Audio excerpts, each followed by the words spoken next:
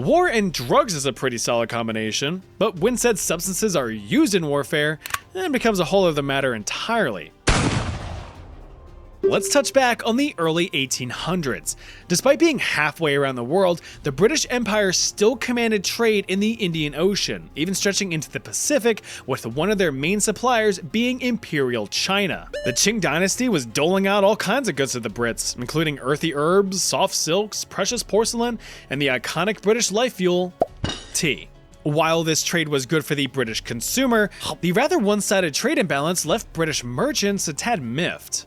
The British Empire was absolutely hemorrhaging silver to pay for all of the goods with no reciprocity. The Chinese simply had little to no interest in British goods like wool or cotton.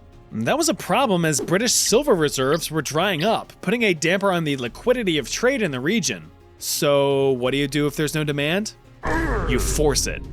The British began secretly exporting Indian-grown opium into Chinese ports. Smugglers paid for the opium with silver, which then paid for more Chinese goods, completing a more sustainable trade loop. British merchants were happy, Chinese smugglers were happy, the majority of the Chinese population were suffering crippling addiction. You know how it goes.